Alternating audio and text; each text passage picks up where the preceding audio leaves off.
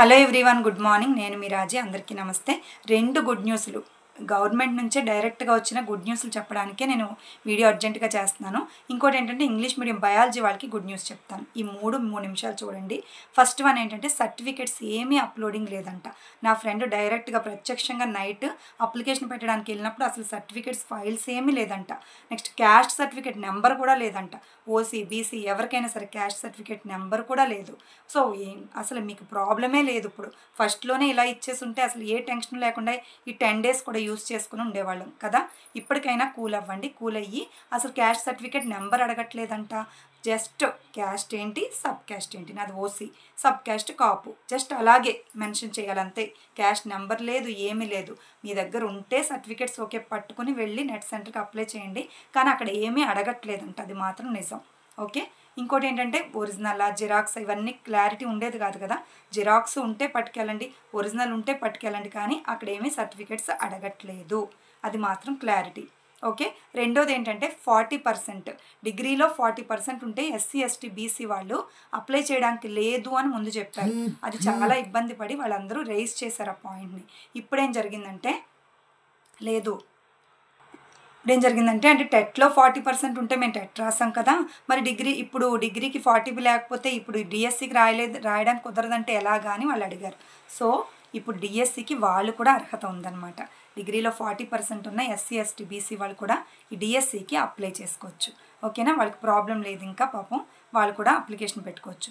Third one ఏంటంటే biology వాళ్ళకి, English medium biology వాళ్ళకి విద్యార్థి యాప్లో బిట్ బ్యాంక్స్ పెట్టారనమాట. అంటే first year botany, second year botany first year second year అనమాట. చాప్టర్ వైజ్ ఉన్నాయి, ప్రాబ్లం లేదు.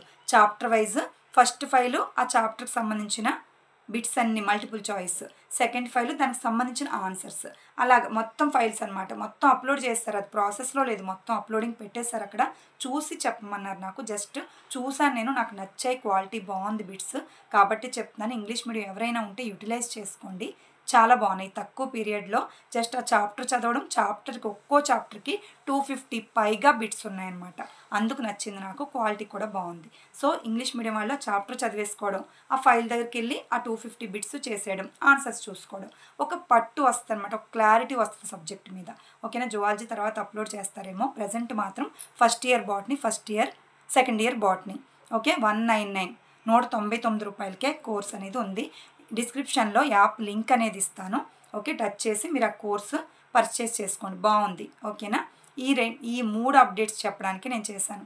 చదువు కూడా పక్కన పెట్టి ఎందుకు చేశానంటే చాలా హ్యాపీ ఫీల్ అవుతారు అందరూ. చాలామంది పాపం సర్టిఫికేట్స్ కోసం చాలా చోట్లకి పరుగులు పెడుతున్నారు, తిప్పలు పడుతున్నారు. హస్బెండ్ నేమ్తో ఉండడంతో తిట్లు కూడా తింటున్నారు.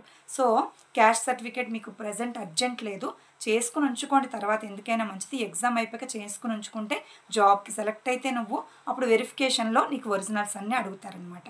ఓకేనా. మొత్తం అన్నీ సరి చేసుకుని ఉంచుకోండి లోపు. క్యాస్ట్ ఉంటే రెన్యువల్ చేసుకోండి, లేని వాళ్ళు పెట్టుకోండి, హస్బెండ్ నేమ్తో ఉంటే ఫాదర్ నేమ్తో ఉండేలాగా చేసుకోండి. ఓకేనా. అందరికీ ఆల్ ది బెస్ట్. బాగా చదవండి, ఇకనైనా కూల్ అవ్వండి. ఈ విషయాలకి కూల్ అయ్యి అప్లికేషన్ వెళ్ళి ఫాస్ట్గా పెట్టేసి కూల్గా చదవండి. ఓకేనా. Thank you so much.